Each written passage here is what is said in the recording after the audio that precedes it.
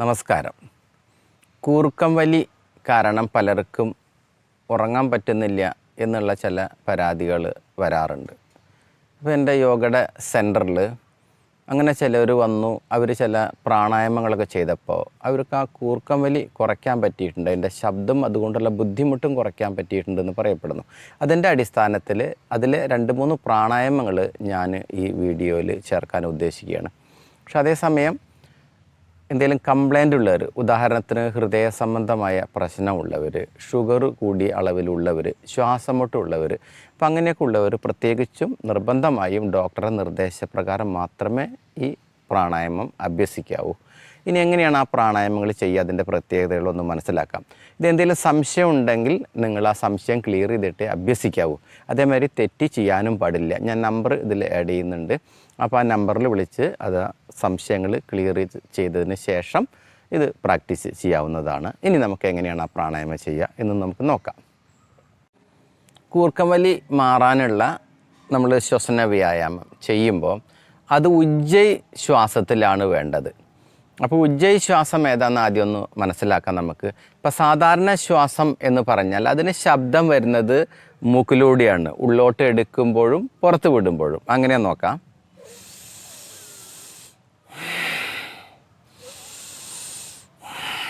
ഇതിപ്പോൾ ശബ്ദം മൂക്കിലൂടെയാണ് വരുന്നത്. ഇനി ഉജ്ജയ് ശ്വാസാകുമ്പോൾ വ്യത്യാസം എന്താ വെച്ചാൽ ഈ തൊണ്ടയുടെ ഭാഗത്തെ പേശികൾ ഉപയോഗിച്ച് തൊണ്ടയുടെ ഭാഗം ഒന്ന് പ്രസ് ചെയ്ത് പിടിക്കുമ്പോൾ അവിടുന്നാണ് ശബ്ദം വരിക. ആ ശബ്ദത്തിൽ വ്യത്യാസം ഉണ്ടാവുകയും ചെയ്യും. നമുക്ക് എങ്ങനെയാണെന്ന് നോക്കാം. ഞാനിപ്പോൾ ഉജ്ജയ് ശ്വാസം എടുത്ത് വിടാൻ പോവാണ്.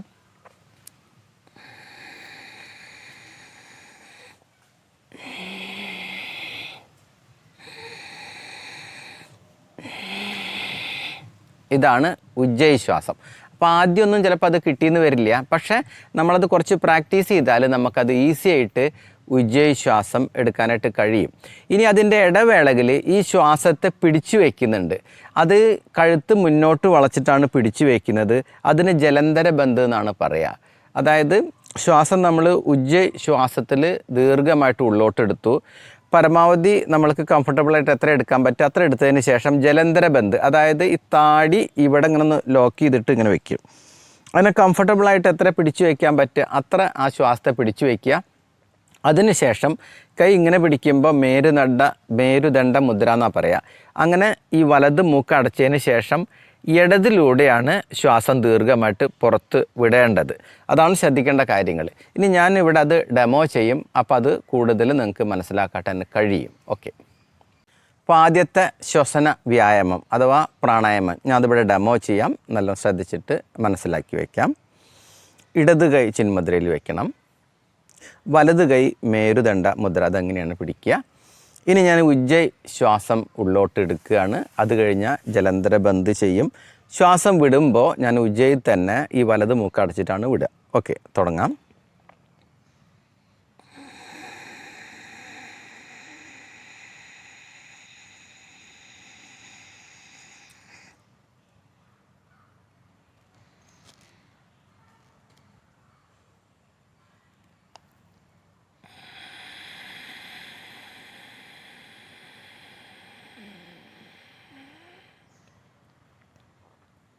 ഒന്നുകൂടെ ആവർത്തിക്കാം.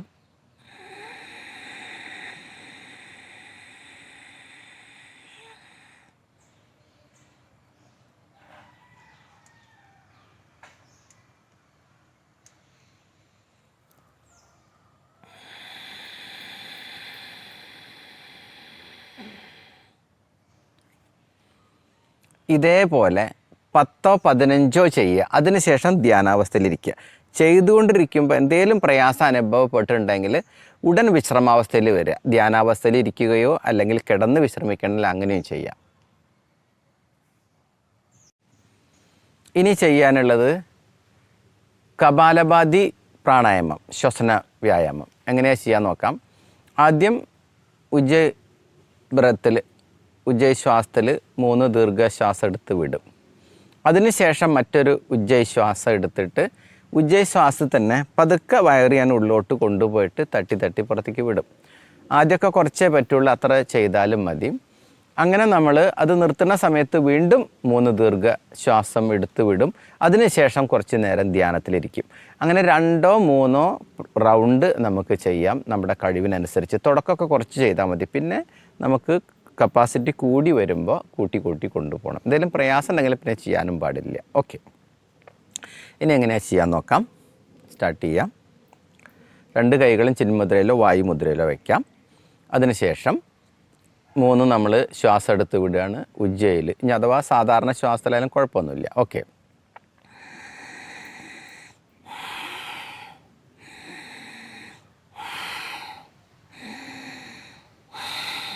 ഓക്കെ. മറ്റൊരു ശ്വാസം എടുക്കും.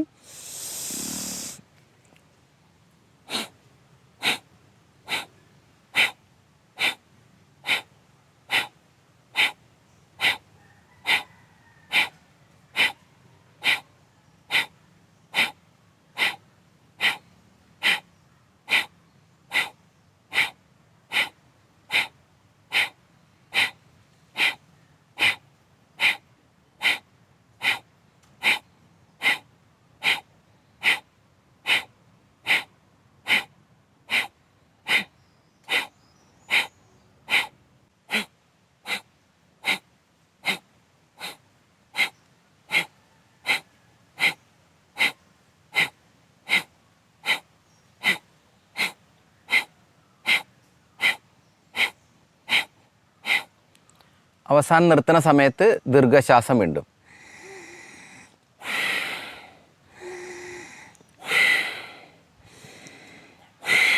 ഇനി ദീർഘശ്വാസം എടുക്കുക. ഉജ്ജയിൽ ഒന്നവിടെ പിടിച്ചു വയ്ക്കാൻ പറ്റുമെങ്കിൽ. ഇനി ദീർഘമായിട്ട് ശ്വാസം വിടുക. റിലാക്സ് ചെയ്യാം. ഇതേപോലെ 3 റൗണ്ട് ചെയ്യാം. പ്രയാസം ഉണ്ടെങ്കിൽ നിർത്തണം.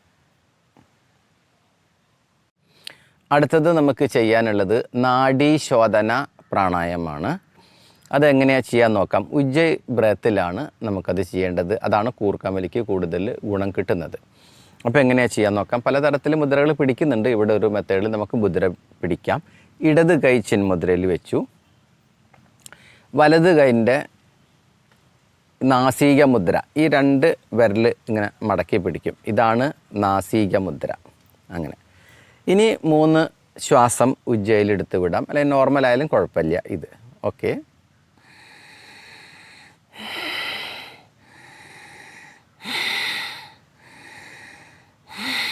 ഇതേപോലെ. ഇനി പതുക്കെ തള്ളവിരലുകൊണ്ട് വലത് സൈഡ് മൂക്ക് പതുക്കെ അടച്ചു വെച്ചു. ഇനി ഉജ്ജയ് ശ്വാസത്തിൽ നമ്മൾ 4 സെക്കൻഡ് സമയം എടുത്തുകൊണ്ട് ഉള്ളോട്ട് ശ്വാസം എടുക്കും. സ്റ്റാർട്ട് ചെയ്യണേ.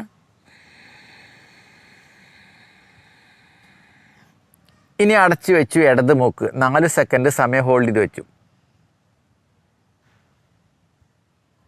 ഇനി 8 സെക്കൻഡ് സമയം എടുത്തുകൊണ്ട് വലതിലൂടെ ശ്വാസത്തെ ഉജ്ജയ് ശ്വാസത്തിലൂടെ വിടണം.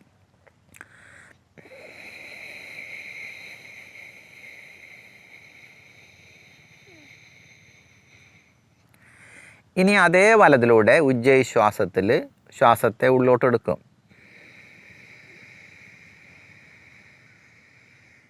അടച്ചു വെച്ചു. 4 സെക്കൻഡ് ഹോൾഡ് ചെയ്യുക. ഇനി 8 സെക്കൻഡ് സമയം എടുത്തുകൊണ്ട് ഉജ്ജയ് ശ്വാസത്തിൽ ശ്വാസത്തെ ഇടതിലൂടെ പുറത്തു വിടുക.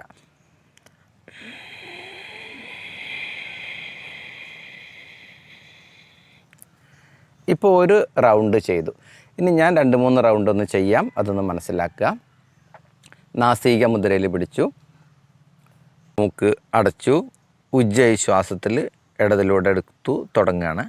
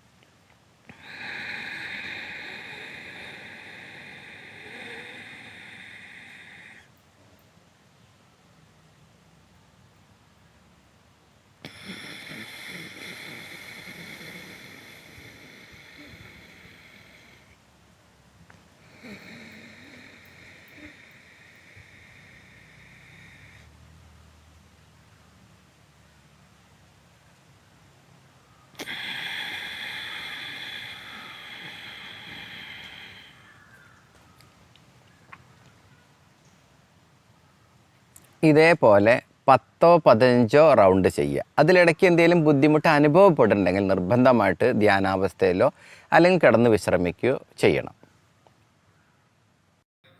ഈ പ്രാണായാമങ്ങൾ എല്ലാ ദിവസവും ചെയ്യുക. നിങ്ങളുടെ സംശയങ്ങളും അഭിപ്രായങ്ങളും കമൻറ്റ് ചെയ്യാം.